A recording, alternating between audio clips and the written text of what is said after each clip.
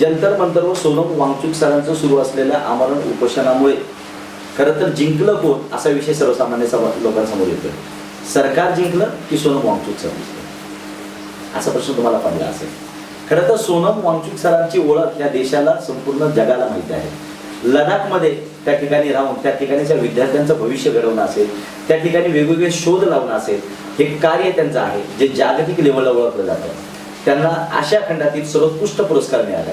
या सोनम वांगचुक सरांना ह्या विषयात विशेष करून नीट परीक्षेच्या जे पेपर लीक झाले ह्या विषयात त्यांना का रस असेल आणि ह्यांना 20 दिवसाचं आमरण उपोषण करण्याची गरज का पडली असेल. नीट एक्झाममध्ये त्यांच्या घरातला त्यांचा किंवा कोणीही व्यक्ती मृत्युमुखी पडला नाही किंवा आत्महत्या केली नाही तरी सुद्धा सोनम वांगचुक सरांना हे उपोषण करावंसं का वाटलं असेल. नमस्कार, मी सचिन गवारे.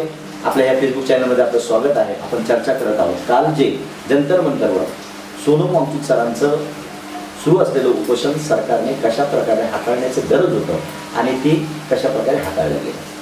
सर्व स्तरावरून ह्याचा निषेध होतोय. खरं तर हे निषेधार्ह आहेच, परंतु सोनम वांगचुक सरांच्या बाबतीत आणि सोनम वांगचुक सरांनी सुरू केलेली ही लढाई ही सर्वसामान्यांसाठी होती, सर्वसामान्य नागरिकांसाठी होती, सर्वसामान्य विद्यार्थ्यांसाठी होती. ज्या विद्यार्थ्यांचा भविष्य धोक्यात होतं, ज्या विद्यार्थ्यांनी आत्महत्या केल्या होत्या त्या प्रत्येक विद्यार्थ्यांसाठी त्यांची ही लढाई सुरू होती. तब्बल 21 दिवस आमरण उपोषण करून त्यांना केवळ त्यांची एकच मागणी होती की हा केंद्रीय शिक्षण मंत्र्याचा राजीनामा द्यावा. केंद्रीय शिक्षण मंत्र्याचा राजीनामा जरी झाला नसला तरी सुद्धा केवळ सरकारने त्यांच्याशी चर्चा करणं अपेक्षित होतं. कारण आपण ह्या देशामध्ये लोकशाहीमध्ये जगत आहोत आणि लोकशाहीमध्ये प्रत्येकाला अधिकार आहे आपण आपली मागणी मांडण्याचा. यापूर्वी देखील अनेक उपोषणं झाली. गांधीजी असतील, अण्णा हजारे असतील, सर्वांनी उपोषण केलेले आहेत, परंतु त्यावेळेच्या सरकारने ती उपोषणं वेगळ्या प्रकारे हाताळलेली.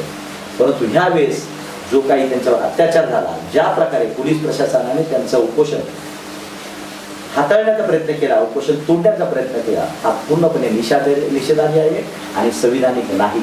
हा कुठेतरी आपली गळचेपी होत आहे आणि कुठेतरी संविधान धोक्याचं आहे ते ओळखून आपण भविष्यासाठी आपण आपली तयारी करा आणि सोनम वांगचुक सर असतील किंवा कॉक्रोच जनता पार्टी असेल किंवा जे लोक या लढाईत आहेत त्या सर्वांच्या पाठीशी उभं राहायचं आहे आणि आपल्याला आपलं संविधान वाचवण्यासाठी आपल्याला सर्वांना पुढाकार घ्यायचा आहे. धन्यवाद.